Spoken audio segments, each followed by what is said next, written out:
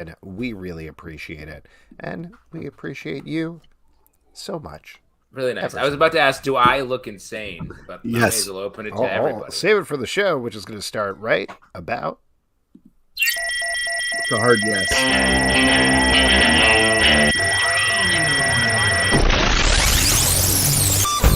What is up, everybody? Welcome to Comic Book Club. I'm Alex. Justin. I'm Pete. And we are coming to you live from a couple of places on the internet. We're live over at Crowdcast, also live over at YouTube, the Tube, or we're coming to you later on Apple Podcasts, Spotify, Stitcher, wherever you get your fine podcasts. It's all good with us, brah. But only the finest of podcasts for me, please. Top shelf for you. Speaking of which, why don't we start off with tonight's drink? Now, as frequent listeners / watchers of the show know, Brett Macris, a.k.a. Stray Bullies, a.k.a. Stray Bullet, a.k.a. PP. Is that right, Pete? Am I getting What? that? No, I don't know. Is that a different podcast? Yeah, it's a You like different to thing. shout stuff when I'm talking, so I'm starting to lose track a little bit. Yeah. Oh no, we insulted Stray Bullet. This is a joke for a Riverdale podcast, but it confused everybody. Anyway, he has been curating a drink for us every week. This week we've gone back to the Gotham City cocktail book. And this week we're doing a Lazarus, a drink that will bring you back to life, whether you're Ra's al Ghul or racing children on your own right now, like Justin. Wow. That's good. I like it. Yes. My Lazarus pit is just laying down in my gin bath. It's very good, by the way. You the fancy part is you take a absinthe wash on your glass, but other than that, it is gin, Cointreau, dry vermouth.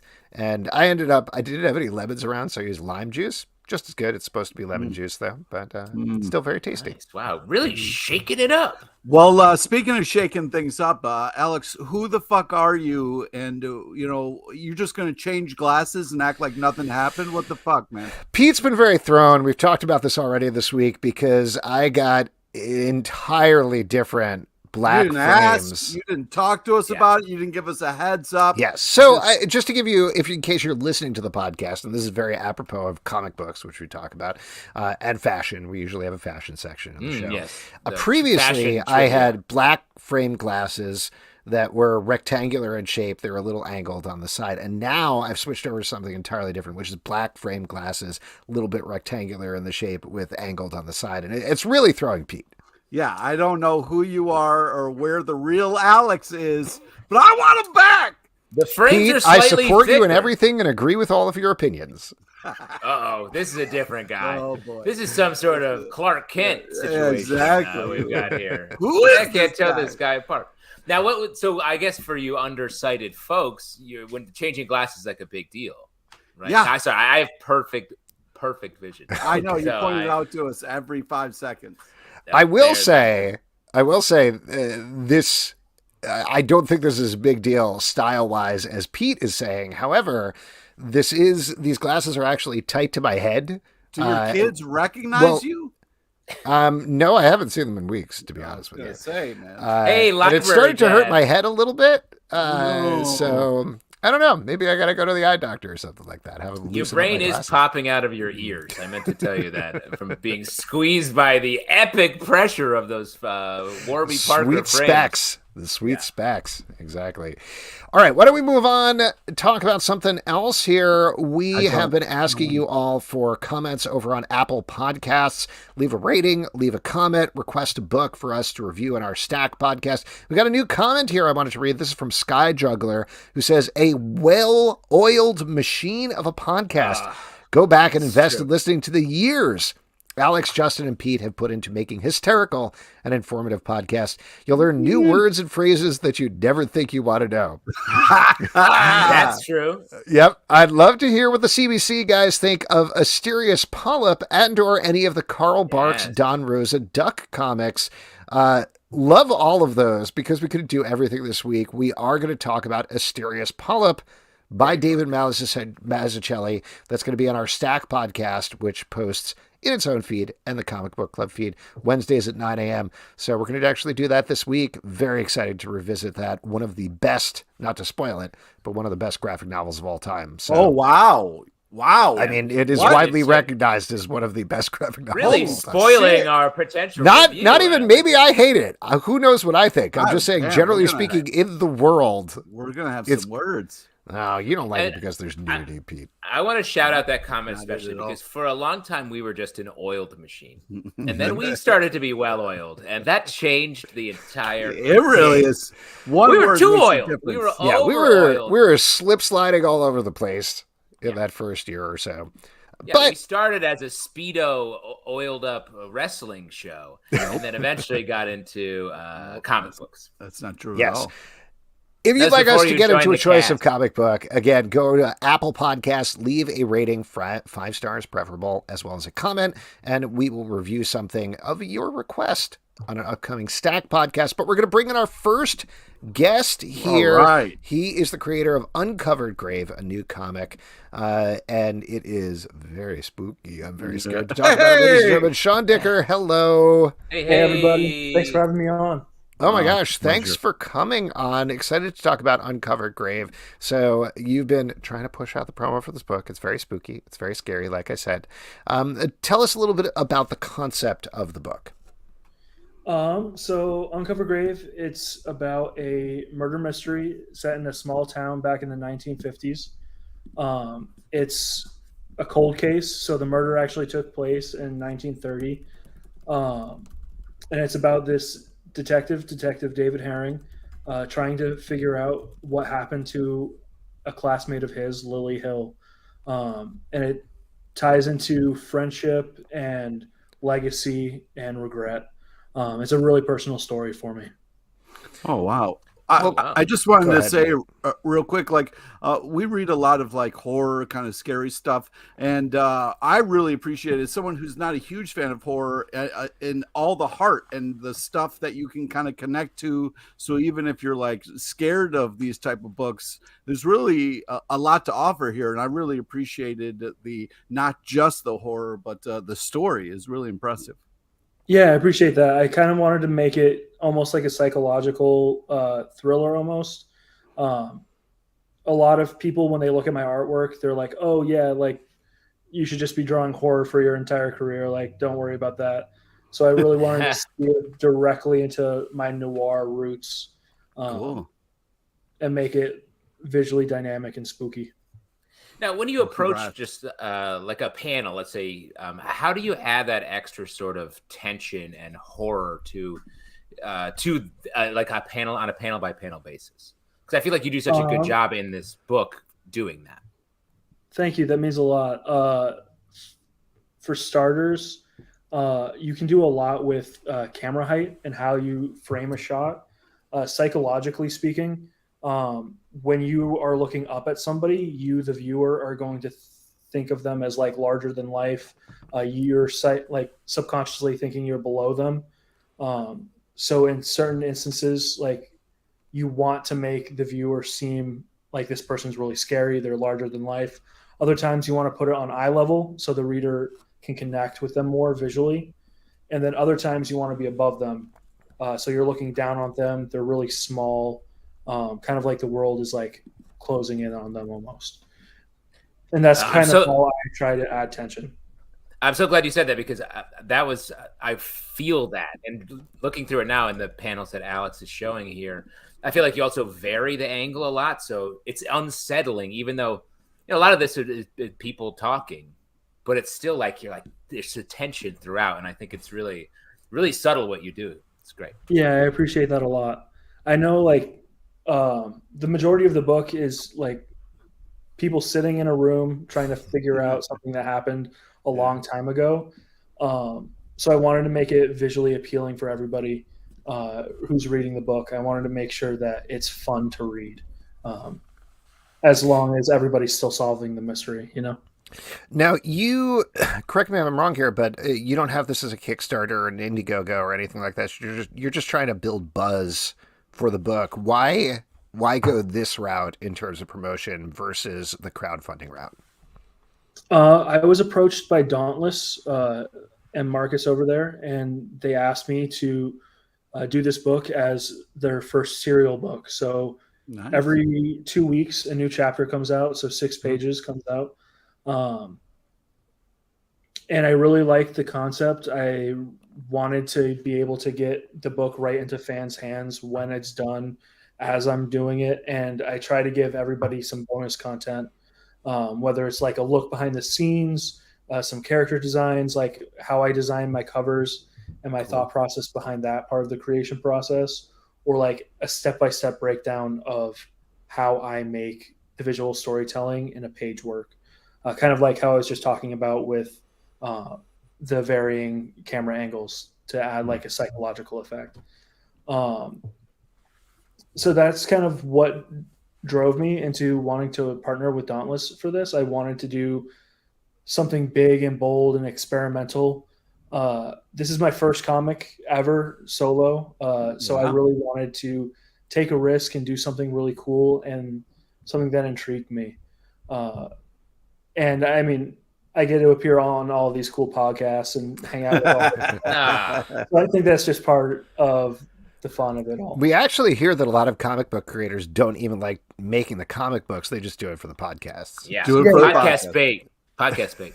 I just make comic books so I can talk to people and fill my ego. I do podcasts for kind of the same reason. So there you go. Wow. So given this is the pace that you're releasing it at, how far ahead do you need to be working in terms of the release schedule? So, little known fact, I'm actually doing it live. As the chapters are coming out, I am doing the project on the bi-weekly system. I do it bi-weekly so I can still take on some paid work, pay the bills and whatnot, and make sure that everybody gets this awesome book. I'm really proud of Uncovered Grave, but I want to make sure that I give myself enough time to make each page as extraordinary as the readers deserve. And wow, so does that go ahead. Ramp up the pressure? Do you feel like it sort of working so close to? Oh yeah, yeah, because you seem pretty chill about it. If I could just say. Oh no, I'm not chill about it. I'm doing the writing, the drawing, and the coloring, inking, all of it. I've written everything beforehand, so luckily I'm not writing everything. Good, thank you. Smart. So I'm just drawing it bi-weekly, but it's definitely stressful. But the way my brain works, like the stress helps fuel me, and I can feel myself leveling up with each chapter and feeling myself get more comfortable and loving what I'm doing with each page. So as hard as it can be, it's also even more fun because of that. That's like a method drawing process where you're like, well, I want this to be tense, so I'm gonna be tense for a while. Yeah, there have definitely been nights days really. I've definitely pulled like a 60-hour day. Oh man. That's more than 2 days.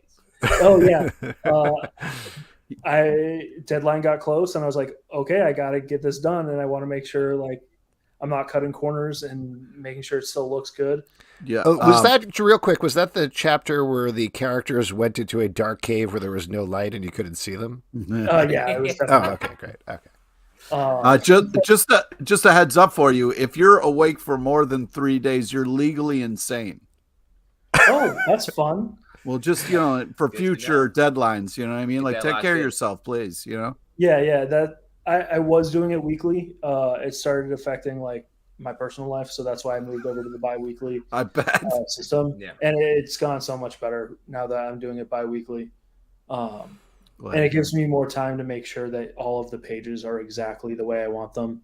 And because it's my first book and I'm asking readers to take a big leap with me on this experimental process. Again, it's my first book. I don't have like a lot of like cred or like anything like a track record to really have readers go off of. So I want to make sure that I'm giving them a quality product and that there's something that they're proud that they put their money towards this. Wow, that's awesome. That's awesome. Do you have is there a end in sight, or is this this is the rest of my life? Every 2 weeks I'm going to be putting out several pages of this book. So it's going to be 4 issues in total, 16 chapters. and issue 2 just wrapped up, so we're halfway through the book. All right. And when I first started writing this book, I started with the ending.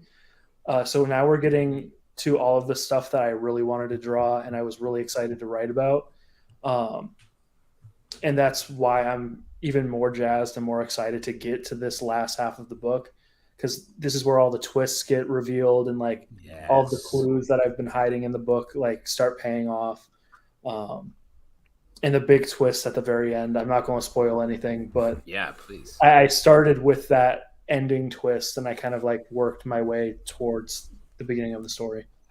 We got a little bit of a challenge here in the YouTube comments. Ramsey Hassan says manga creators produce 20 pages a week of quality manga. All right. So, let's take it easy. Come on. He's already pushing himself to the edge. My two thoughts are, one, pick up the pace, buddy. The other thought is quality manga. I mean, that's debatable. What? Come on, dude. I'm just saying, not everybody is pumping out 20 awesome pages every single week. I have a lot of respect for all of the manga artists, but if you look at their health records, a lot of them are not doing well health-wise. Oh, no. So I wish I could just shake all of my favorite manga artists and be like, take care of yourself. Yeah. Wait another week for another chapter of One Piece. Yeah, exactly. Just take care of yourself. We'll be all right. And where can people check out this book if they want to take a look at it? We should take a look at it. So you can pre-order the physical copy on Dauntless's website. You can also find just the digital tier if you want that. Each or every 2 weeks, directly to your email, another chapter will come out. So that's dauntless.com. You can find that. And also on my Twitter, at Dicker Tweets, I talk about the book all the time. I'm trying to build some buzz around it. And I want to get it into as many people's hands as possible. Cool.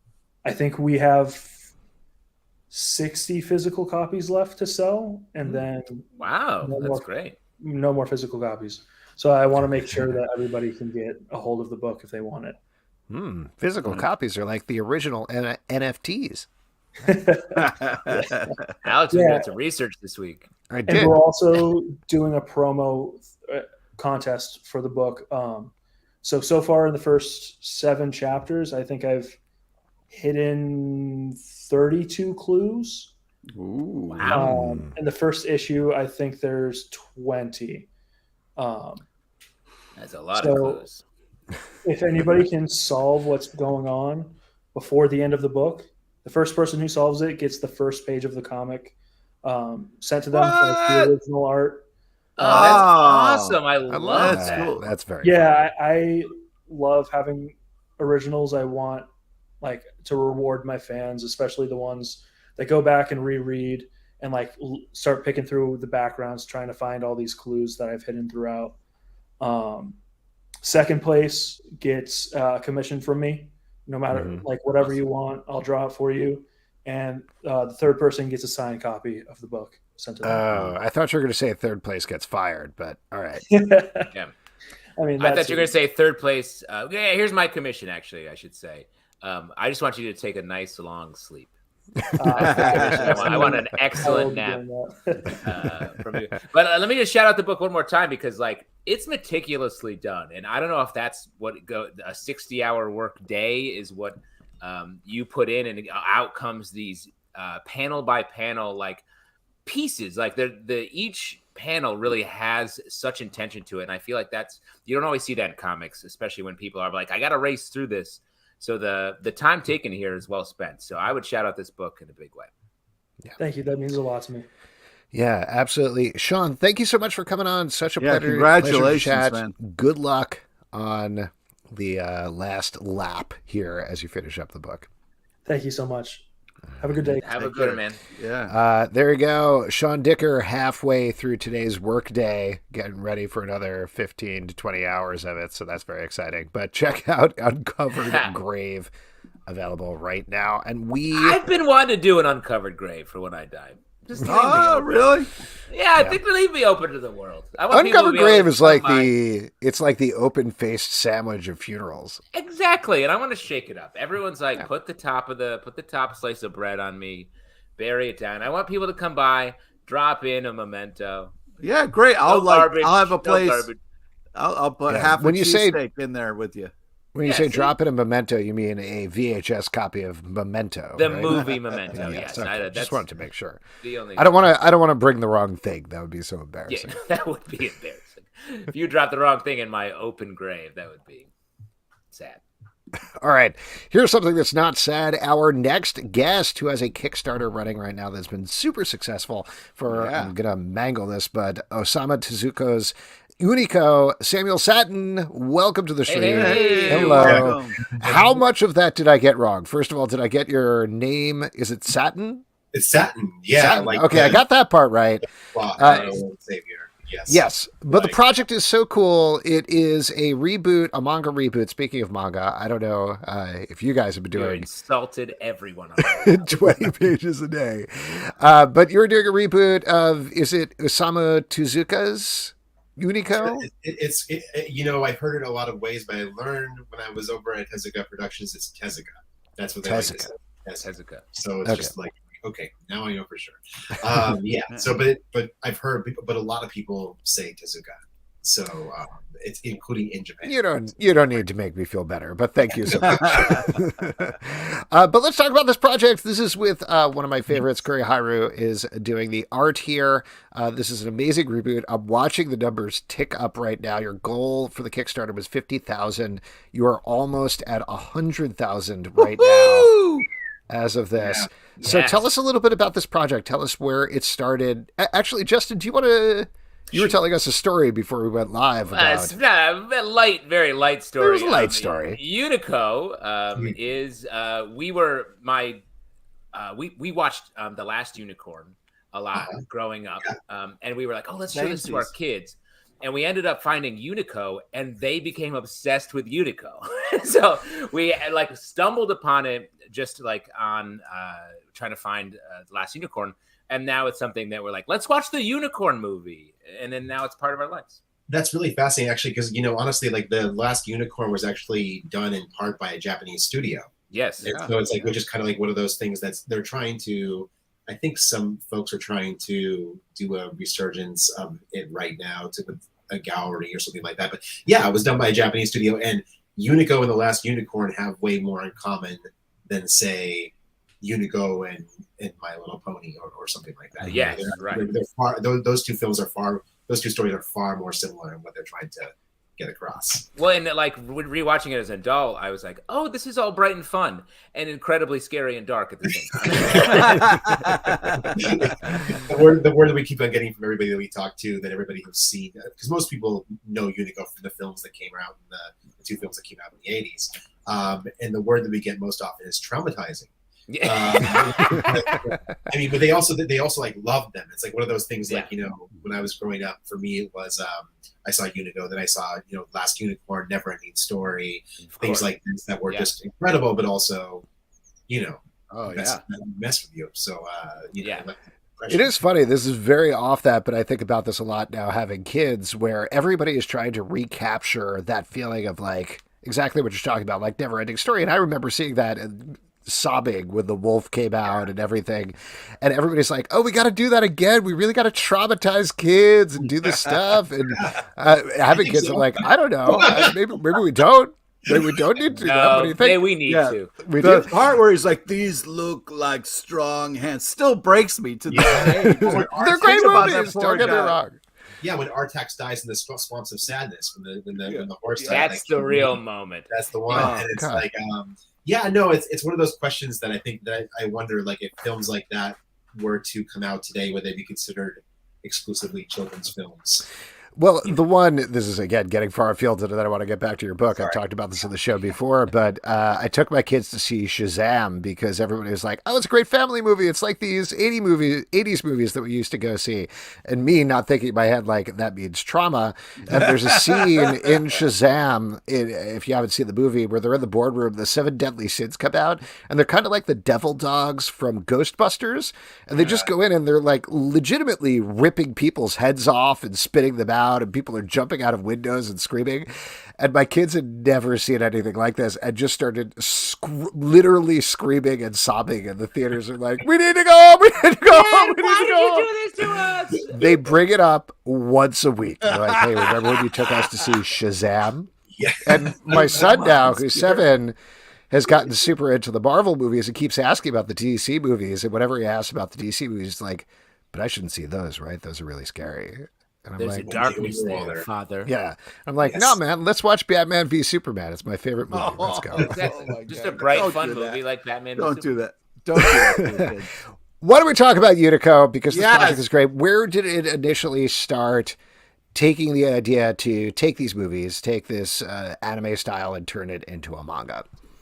So the first, so Unico, for those who might not know, Unico actually started out as a manga. It was actually serialized from 1974 to 1976, and it's in the films kind of borrow from the arcs in that manga and they take it forward. It was created in conjunction with Sanrio, actually, when it first came out. And Tezuka was considered to be the god of manga in Japan, like kind of the one who created. People mostly know him here in the U.S. as for Astro Boy, right? Right. Yeah. But it's he's also the depth of the span of his work is incredibly large, right? In terms of what he's done. So Unico was one of these characters that he created in conjunction with Sanrio, and it kind of took on its life of its own. And because it was a Tezuka story, it does include a lot of themes of trauma and difficulty, and the idea of like the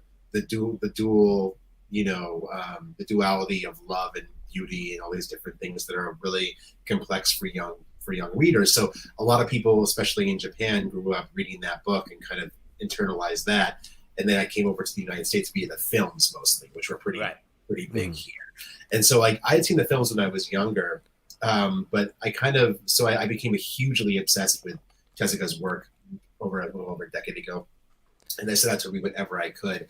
And when I went to the Tezuka Museum in Takarazuka, which is around Tokyo, there was this. I saw more stuff about Unico, and I kind of started to learn more about the character, and I started reading more of the original stories, which were interesting because they were full color, which is kind of unusual for a manga. Yeah. That's why we're actually doing this in color, because the original was actually read left to right in Japan and was a color book. And so it's like, it's really beautiful. If you ever get a chance to look at it, it's gorgeous. It's a gorgeous, actually, well, I know it's a podcast, but I have it near me, but if anyone wants to show, I want to see it. I say put it up there for my own selfish end. Awesome. Yeah, yes. exactly. Yeah. So it's like, it's really stuff neat. to It's show got off. this really, beautiful full color art. That is beautiful. Oh yeah. Yeah. So it's like really, it's kind of unusual. Look at for a that manga, panel. right? Yeah. Oh, yeah. And so, And so anyway, so seeing this, and I ended up working, long story short, Oh no, that was a short story. That's the shortest story I've ever heard. Yeah. Oh, did I cut out? Yeah, you said cut out long for a story second. short and then completely froze. And we were like, No, all I'm right. so sorry.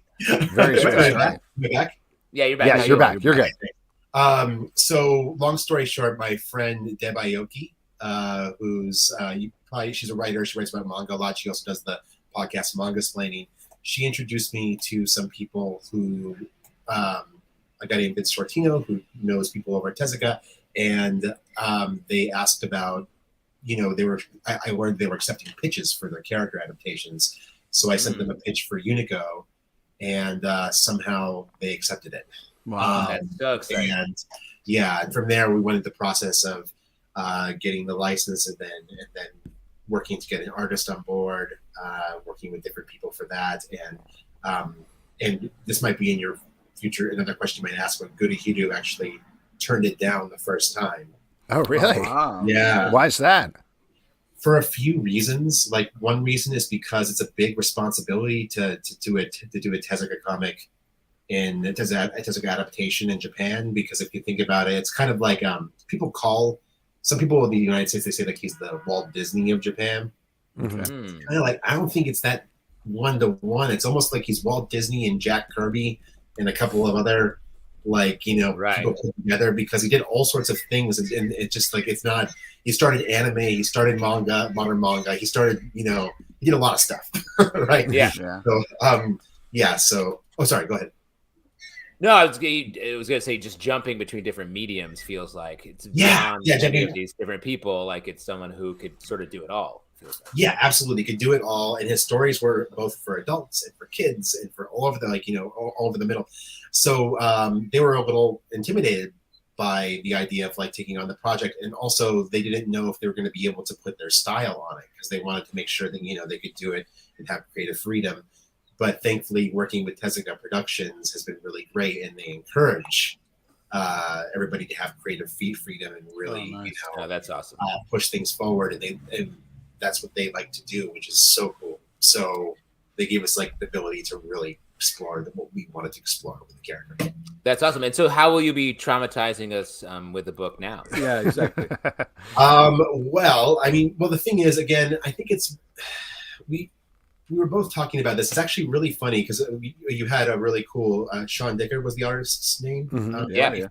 And the comics really great, and a horror comic. And both Gurihiru and I didn't know this until recently, are big horror. I knew about myself, but not about Gurihiru. They're big horror fans. We both really like horror, and actually, and what you would not be able to tell from looking at Gurihiru's art, it's really funny. Pretty bright. Yeah, pretty bright and pretty joyous, and but they're big horror enthusiasts. And so the thing is that, and some people have described Unico as horror for kids in some sort of way, and so, because it's not. It is a bright tale, but it also has moments of exceptional darkness. It's about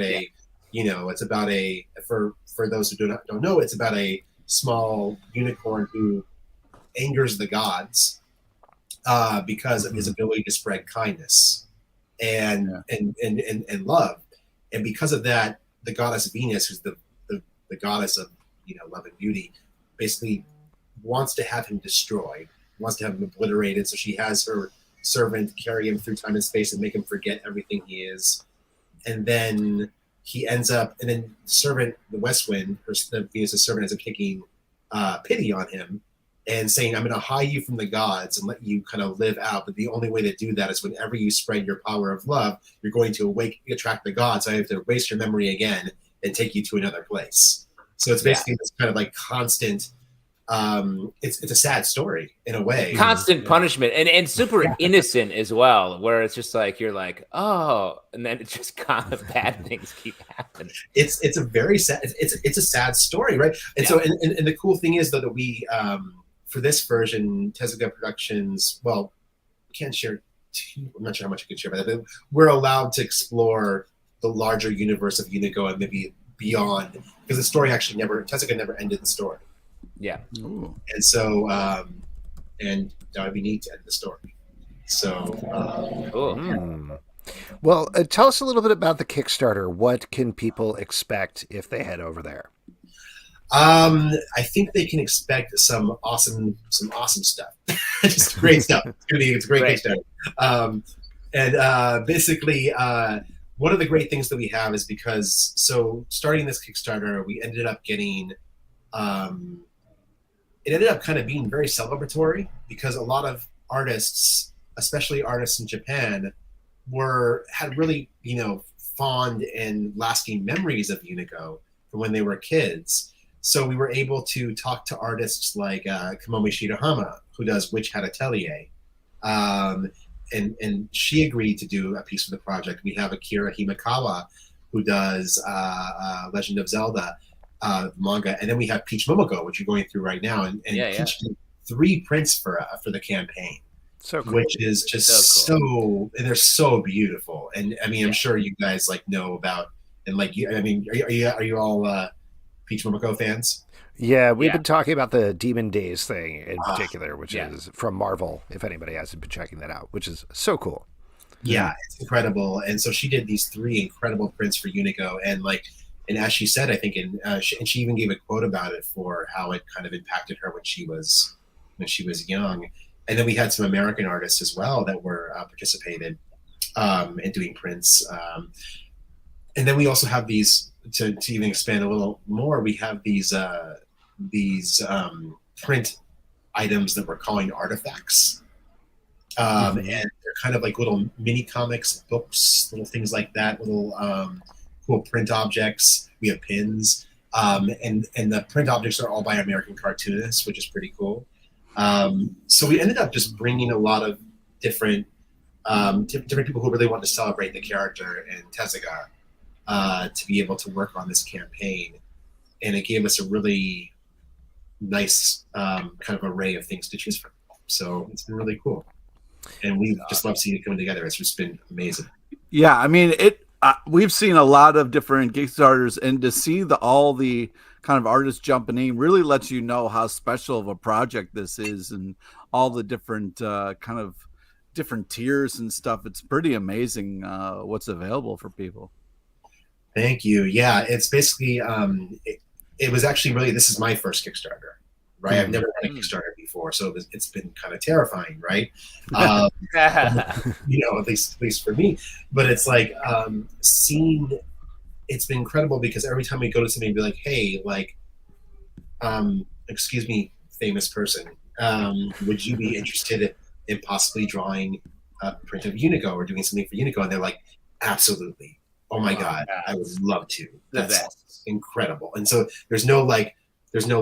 Please, would you? I mean, it's really like, yes, I would love to do this, and that's why it's really just been like I can just people have been asking like how was organizing it, how did that part come together? And I'm like, it was just really nice to see how excited everybody, how enthusiastic everybody was. There was no like, there was not one person who was just like, oh, I guess so. Like, you know, and with Peach, for example, Peach Momoko, she ended up just asking if she could do 3. Wow. So we were like, we asked her for 1, and she's like, sure. I guess if you want to, that's fine. Yes, we were like, okay. So, yeah, we just want 1, so you could take the other 2 and throw them away, I guess. Oh my God. Yeah. So we got a question here on YouTube. What other classic manga creators' work would you be into revisiting? Oh wow, me personally? Yeah, you personally. We don't do that. That's not a thing we're doing. Sorry, barely do this. That's a great question. I mean, like, wow. What other? I mean, I'm a big my whole entire thing is I really love Tezuka. Like, I genuinely love his work. I mean, went to the museum before this was even happening, so that tracks. Yeah. Oh, absolutely. Yeah, no. It's like I've been basically. He's been kind of an inspiration for me for a really long time, and I think that I personally think that some of his books, you can read some of his books and see every single trick in comics on display. You can see across anything you can find in a Tezuka book. It's really cool. Like he believed that comics were an international language. And that's why he also believed in collaboration and the idea that it was really great to iterate upon people's stories from different countries and different places, and to have his own stories iterated upon. So that's kind of why I wanted to work on Tezuka's work in particular. So it's a great question, but I haven't really thought about if there's anybody else outside of this, because there's kind of reasons around why I feel possible to work on this. If somebody was listening to this podcast and they hadn't read any Tezuka, as an expert, where would you start? Like, what volume would you potentially point them to?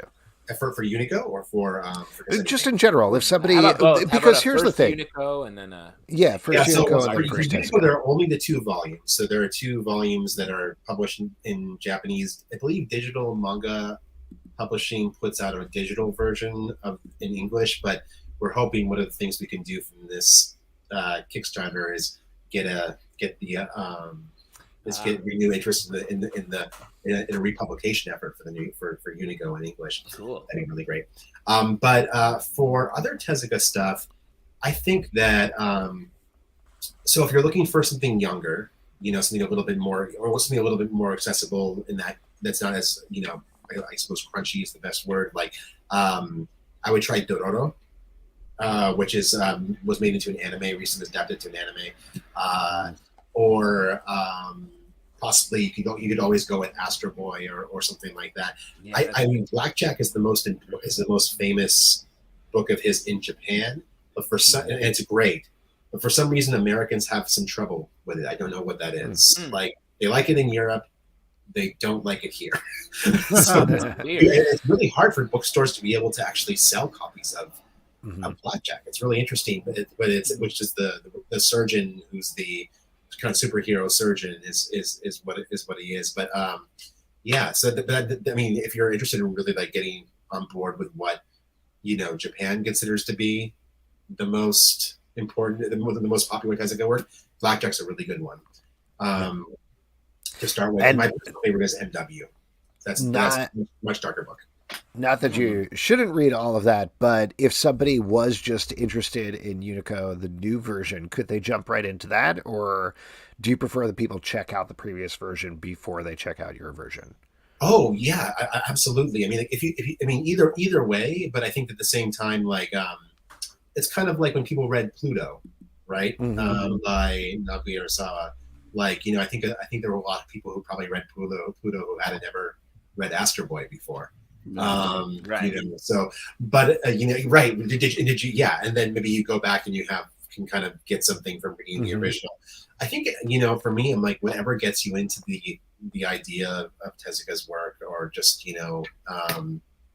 that's awesome. So whatever you want to read, but yeah. Cool. Growing up, I lived near the Canadian border in upstate New York, and Astro Boy was on the Canadian stations we would get, and we would watch that and be like, what is this? What is happening here? So Astro Boy was one of the first cartoons I ever really watched and took in. That's wild. And you watched it with the Canadian translation, right?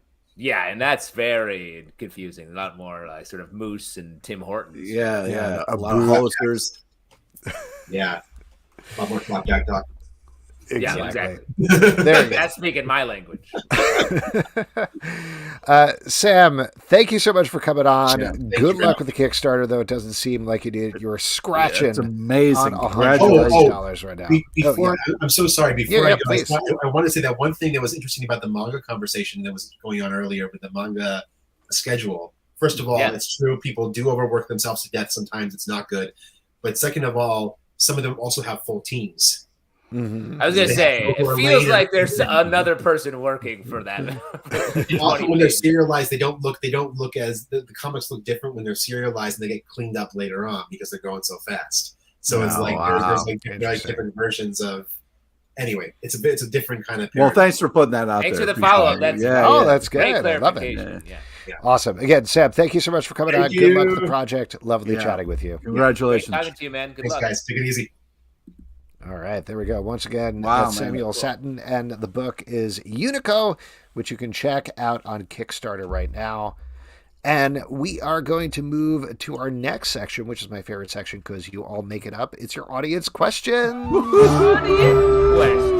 Oh, audience question. We have so many questions for you, the audience. That's how this works. We ask probably questions. A lot about your glasses and stuff, right? Probably a lot about my glasses. Lot if you want to ask a question, though, you all are already doing this. But drop an ask a question here on Crowdcast or in the comments over on YouTube. And in the meantime, while we're waiting for that, what are y'all drinking? Pete, what are you drinking tonight? What's going on? Well, it just, from looking at the glasses, it seems like you get the anti-glare, which I think is important. Is that something that you get, like a special tint or stuff that you get in your glasses? What are you doing? Did you have like a commission from the optometrist or something? What's going on? Let me say, I think Pete has a lot in his glasses, so I think he's trying to get a real. This is something that came with the Specs Flex situation. I'll be honest. This is something that came with the glasses. Okay, what I do is you pay a little extra and you turn the brightness down on your fucking monitor, Pete. Wow. Great roast. We're getting hugely roasted right now here, I think. Huge roast. Yeah. So you don't get the you don't. Get Your eyeballs have a lot of glare, so don't talk about it, Justin. No, that's my soul in there. Okay. It's flickering out. It's flickering out. Justin, what are you drinking? Are you drinking something else now? Seems like. I'm drinking a Negroni. I have 3 bottles of liquor right next to my laptop. Woo! That's dangerous. That's dangerous. You're goddamn right it is, but I'm courting danger. I'm courting danger. Pete, what about you? What are you drinking this evening? Oh, dude, I'm drinking a little vodka, a little peach pear, and just a splash of Gatorade. You know what I mean? Just a little bit. Nice. Now, what made you want to splash the Gatorade? Were you sort of think, oh, I need a little sort of electrolyte suisance here, or what happened? Yeah. I was feeling a little tired, and I wanted a little something extra in there. You know what I mean? Gatorade, famously good at keeping people up. Yep. Great. Enjoy your salty juice. Let's go to some questions here. This is from Jolene. With Moon Knight ended, it got me thinking about portrayals of DID in comic adaptations, from Moon Knight to Mary, Walker, Crazy Jade, and even the Hulk. What do you think about each interpretation? What worked and didn't work for you? First of all, this is Legion Erasure, but let's go ahead from there. Wow. Nice. Love Legion. Legion was a great show.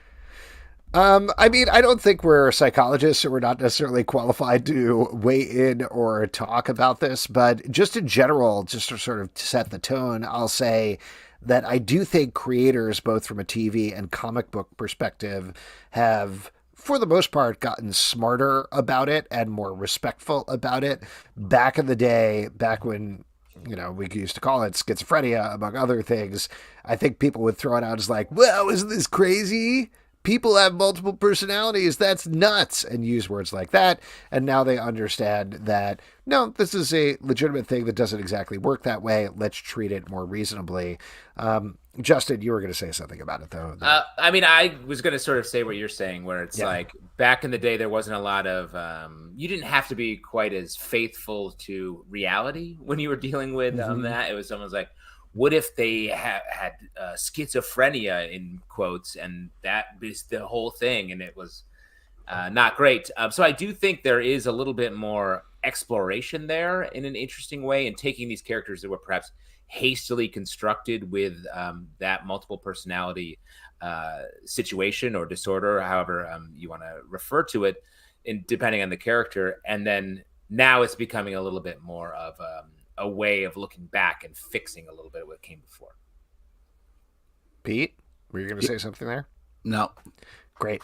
The other thing, not to go too far afield, but I'll throw it out there as well, just because I don't think on our podcast or anybody who's listening or commenting on our podcast, but there's always a lot of very stupid discussion online about like, God, I want woke politics out of my media or whatever. But frankly, I think like we're saying here, things like more intelligence about DID lead to better and more interesting storytelling. Like rather than just having somebody who's like, well, it's 2 Moon Knights. The end, you can actually delve into it. And whether it's successful or not, that's obviously a different thing. But there's more of an opportunity to create more drama there, to create more introspection, to do something that's more intelligent and interesting. And I love that. To me, it doesn't have anything to do with like a political or like wokeness thing. It's more like, hey, I want to tell a better story with this, so I have to understand what the details are of it.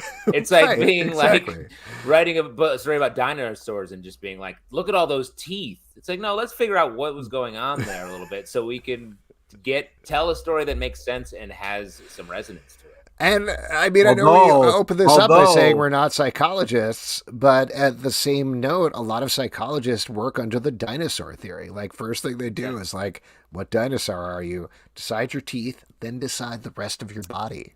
And quick, let's shout out each of us what dinosaur we are.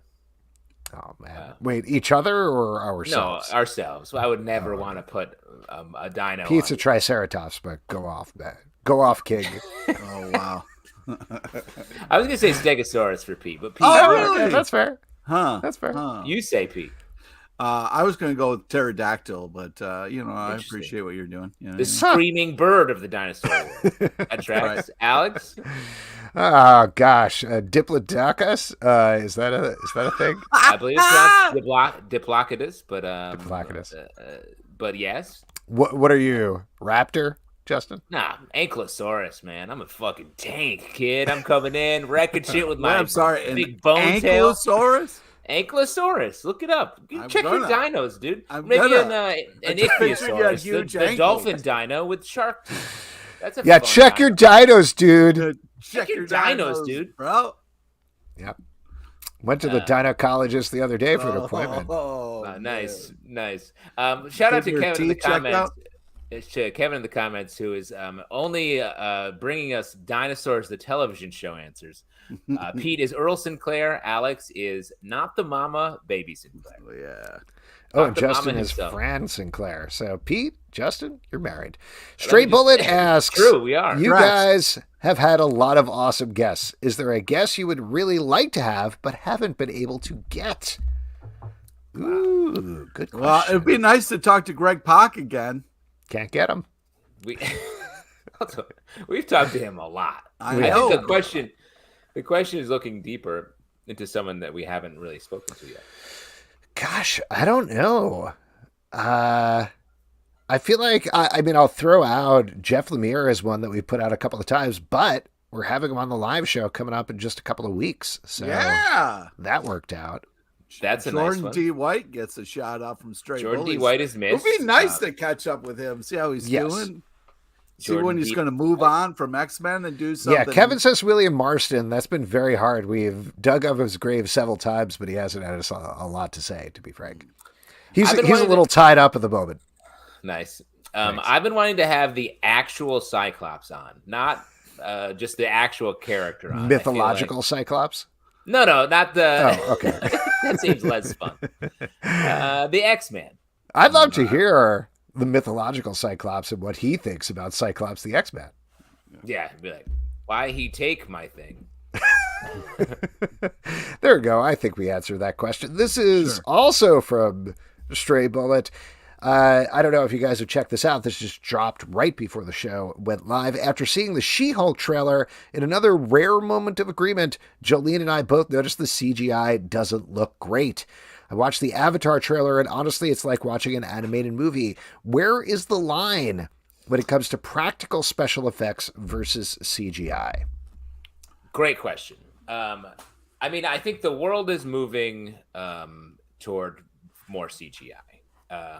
Because most people, I think, most audience members, especially younger audience members, don't seem to be bothered by it.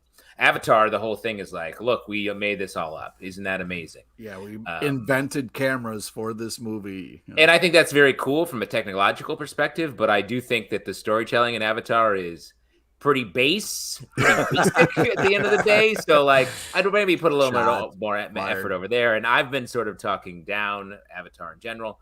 No disrespect, but I just have never really gotten into that. James Cameron listening to our podcast right now, sobbing his guts out. Yeah. Well, he's probably under a lot of pressure. He has to write Avatar 9. The script is due to himself next week. Interior desert now. Yeah. They're scared. Blue people desert. Very hot. Yeah, it's good. Look at all those adjectives he's using. But I also think, like, I was talking about this today. The Book of Boba Fett as a series, like, had its own problems. No offense, Pete, keep it cool. Watch your fucking self. But that was literally like a top tier Star Wars big budget project that was poorly made. It was something where you just from a production perspective and a camera perspective, it was like, what? Why does this look so bad? This should look better. They had all opportunity seemingly. So I do think it's easy to make mistakes with CGI or like, we didn't cover that correctly for the effects we're trying to put in. We have to now rotoscope all of this stuff out. That's time consuming and more money and problem, and it's not going to look good anyway. So I think there will be a return to more practical effects in larger projects as people start to come back to that as like a way of making something look cool without having to put as much time, effort, and mistake-driven things into their final product. Well, I'll throw two things out at you. The first one is apropos of what you're saying. There was a big article that came out in Vanity Fair today about the future of Star Wars on TV. Jon Favreau was talking about the Volume, which is the light wall that they developed for the Mandalorian, and also for the Happy Hogan scenes, of course. Pete. Yeah. We love those. Those are all CGI. Happy Hogan is a CGI character now, which is kind of incredible. Most people don't know this. But anyway, Jon Favreau was talking about the volume, and he was saying they developed this for The Mandalorian, and for people that don't know, this is the next evolution of green screen walls, so that they can create these digital sets. They can create these backgrounds. And what you're saying, Justin, which I think is absolutely correct, one of the issues visually with Book of Boba Fett is you could see the seams the way that they filmed it. Like you could see the bottom of the volume. And part of that might have been the speed they were going, might have been the directors not knowing how to deal with it. I don't know what it was, but it was very strange versus The Mandalorian, where clearly they have the extra time to actually make that stuff work most of the time. I would also throw out Star Trek Discovery is another show that's been using the volume and doing a very bad job of it, where it's just like, oh, you're on a set. I just don't like looking at this. So part of the thing is the time, the amount of time before release that they can do it. But the other thing that I was going to mention, another series to throw out at you that uses a lot of CGI that I've been thinking about way too much and talking about way too much, is Halo on Paramount Plus. And well, the reason I was going to throw this out, I was specifically thinking about this today, is they're all CGI scenes look pretty bad when they have all of the Spartans in their full armor fighting aliens. And watching that, it's like watching somebody play a video game, which maybe is purposeful, but I don't think so. But the whole idea of doing a live action version of Halo is not to be watching a video game. So when you can get to a place like that, where you are using the special effects, again, like on something like The Mandalorian, where they put the time and the effort in, to the extra effort in to really, really make it work most of the time, I do think it's worth it. And it's a tool. And the thing that Jon Favreau was saying in this article is it takes half the time for them to do these episodes. So and I appreciate that. There. But I think the aesthetic of Mandalorian, and we're getting way too deep in here, is about like solo character in front of a wide, LED screen, huge vista, like the old Western type thing. So there's a lineup there with the way they're making it and what they're actually making. When something like Book of Boba Fett was not that. There were characters running around all the time. They were on like fast speeder bikes, but like it just didn't work because of what they were trying to do was different. And you had a director like Robert Rodriguez, who I don't know all of his experience. I know Spy Kids was a ton of CGI, but it feels like this was something that they didn't have their hands fully around when they were making that series. So I just prefer, I think, practical effects, if you understand it and you can really use it effectively and have the time and money to put into it, it makes for a better show because it's real. And you can do it there and figure it out there, rather than be like, I think we got it. Let's wait and see what happens. Yeah, I just think it's one of those things where I saw the trailer and there are parts where she looked great. You're talking about SheHulk now. SheHulk, yeah. That's why I said she. It was one of those things where whenever you use the pronoun she, you're always referring to SheHulk. Go ahead. I mean, there is some truth to that. No, but when we're talking about SheHulk and I say she, we have not been talking about SheHulk for the past 10 minutes. Go ahead. Oh my god, this is fun. This is Alex fun. Having conversations. I was specifying for the listening audience. Yeah, well, okay, great. Also, if you have a Paramount Plus shirt, you don't have to then bring up Paramount Plus. All I'm saying is Paramount Plus is one of the cheapest services and the most bang for your buck. You can get all of the new South Park movies on demand, as well as Evil, one of the hottest shows on TV, and the entire slate of Star Trek shows. Go ahead, Pete. That's not what this is for. Yeah, I can't wait for the offer. Anyways, I just think that... Oh, it's bad. It's bad. And also it's odd, and they've done like 6 episodes. Anyways, I just think that it's hard because in the script, it's like, okay, a shot of her, but they don't know what it's going to look like until the end. So, depending on how much money they have in the budget for certain shots, it can look, I mean, there were parts in Loki, which everybody thought was great, where it looked like it, there was like, there's a couple shots in there that was just, that can pull you out. So it's hard, and it's mostly in post-production. So, you really got to be on the budget and making sure that you got time for those kinds of things, especially because the whole character really depends on it. And I also think with a trailer, they might not be finished with the special effects. A lot of time, the trailer will come out and it's just like, oh, that will look better in the show. It's just this. Let's hope This in particular was something that they clearly rushed out. So just very briefly, right now is Upfronts week when the networks present their upcoming schedule. They try to sell stuff to advertisers. As far as I can tell, I was not attending the Disney upfront, but it seems like they did not have much other than Kevin Feige coming out and presenting Marvel stuff, to be honest. Like, everybody was expecting them to present their Disney Plus ad-supported tier here. As far as I know, before the show at least, they did not do that, which is a huge miss. So they almost definitely rushed out the She-Hulk trailer in order to be like, here's our new big thing. This is coming up. Also, here's Samuel Jackson to talk about Secret Invasion. No footage to show you. Enjoy. It is crazy. We talk Shots about fired so much. themselves. Well, but like I think it's true about the way these deadlines work. I feel like we're talking deep industry stuff right now, but we talk about how slick, how these big properties, how much money goes into it. But a lot of times it comes down to, hey, we need something right now. Hurry. What do you have? We have to show something. We have to give them a little snack. We have to give them a snack. What do we got? And it's like, oh, here's a bad version of something that we wanted to be great, but we're out of time. And here you go. Yeah. It's crazy. I mean, the timing is tough because it's like, also like you could get somebody excited for a show, but then by the time the post-production comes around and finally gets put out, who knows that heat's still on. It's like your show, I'm so excited to see it now, but by the time it finally comes out, who knows? You know what I mean? How like, dare it's you, already Pete? been. No. I want to back up Pete here. Your show, the CGI was unfinished. It looked like it was Adam Pally and John Gabris in there. That cannot be the final version. No. I'll be playing both of those roles in the final. Okay. All right. Don't worry. Pete, you're talking a lot about post. Are you getting into post-production? Are you trying to... Well, I'm trying to step up. I've been, a line producer for a long time, and You trying to eat my lunch? I do love this. Normally, Pete's like, you've worked on production, you've worked on sets, and you pretend you like worked you on don't. production more than both of us for Absolutely for years. And you pretend you're like, I don't know what's going on. This is the first time I've heard you talk about any production thing in like a decade. It's wild. Speaking of which, this ties nicely into a question we got here over on YouTube. Stanley asks, you guys seem to be great friends, but have you ever not gotten along and needed to take a break? Pete, that's a question. Yeah, it's a question for Pete. Well, yeah, let's Pete. I think Justin, you can go first. Well, let me say, we've never really taken a break. Once we started doing this, it's been like if this is a roller coaster, it's a long way to the bottom, and we are on that ride. We're the top. You think we're going like this? I think we're on a big. We're just racing down. We're just like doing stuff all the time. My arms are up, and the wind's in my hair.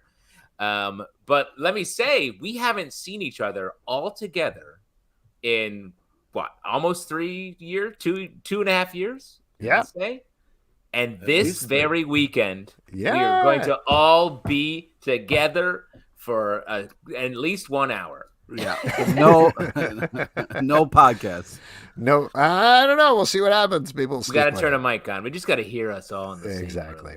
But yes, that's going to be very nice. Very excited to see you guys in person. And then we'll take an extended break. What's up? Or you're going to ask me about my glasses? I'm just going to still ask you questions about your glasses. Great use of our friendship and time for you to come and only ask you questions. But to answer it honestly, though, yeah, I mean, there are times where we have fought. There are times where, people get busy and, need some time off or whatever, but we try to be accommodating. The real thing that keeps us going is we have a ton of fun doing this. We're all very passionate about comics and comedy. So it is something that, makes it all worth it at the end of the day. Oh, lovely. That's very nice. This is from Nelson Martinez, also over on YouTube. Sorry if you guys covered it. We didn't, I'll say it in advance. But how'd you like The Boys Season 3 trailer? I can't wait. Love the show. Did you guys check out the new Season 3 trailer for The Boys? I love The Boys. I think this show levels up so hard each season. And based on what they're putting out there, I feel like we're going to get that again. It's going to be bananas. Yeah, I've seen a trailer. I don't know if it's the new. I don't know how new we're talking, but man, yesterday. It came out yesterday. Oh, okay. Yeah, I've seen it. Yeah, I just think it's I'm very Did excited. you think another trailer came out between yesterday? Come on, She-Hulk- Mr. She-Hulk- Production. Come on, post production. Let's do this. The She-Hulk thing literally dropped like 10 minutes ago. So yeah, I'm very excited for it, and it looks crazier than even the comics got into. So I'm very, very excited for it. Yeah, I'm excited too. And I think part of the reason that I'm excited, which we've talked a lot about on Let's Hear It for the Boys, our The Boys podcast, is how shockingly on point it was with politics in the second season, which at least partially is luck on their part. But I'm very curious to see how much that lines up with the third season here. Obviously, there's a lot of fraught political situations in the country. So if it is on point again and still makes it work as rollicking good entertainment, that's going to be super, super impressive. Well, let me throw out on that point. It is lucky to sort of choose what you want to do for your show, make it, and then have that be what's actually in the news when it comes out. Bad luck for society, maybe. But I also want to say, I think the creative team behind The Boys is also very prescient. They're very it's a swing. Because if you're going to talk about like race, white supremacy, like they did in the second season of The Boys, and then that's a big thing to do for a prestige superhero show on Amazon. Yeah. And they were like, this is what we want to do. This is what we want to cover. And then it just so happened that that's one of the major issues we're grappling with in our society at the same time that show's coming out and beyond. So it feels like really smart of them, and it is, but it's also just risk-taking and really pushing it. And I worked on the after show for The Boys that aired on Amazon called Inside the Boys, and hearing them talk about it and really the care they take with their creative. They've been working on this season for over a year. Sorry, my daughter has some takes on race in America.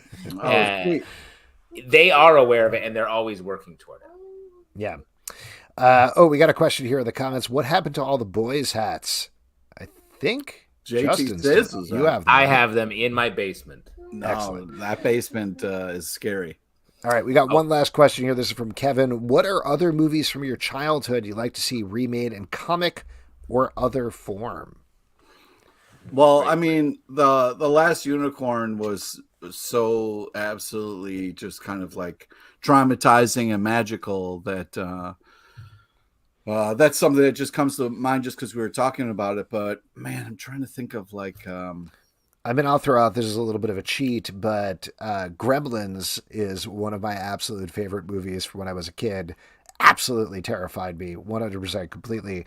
But there's a new animated series called Gremlins Secrets of the Mogwai that they've been working on forever. That's coming out eventually on HBO Max. They finally teased the cast the other day, and it sounds great. James Hong is in it, Ming-Na Wen, a couple of other folks.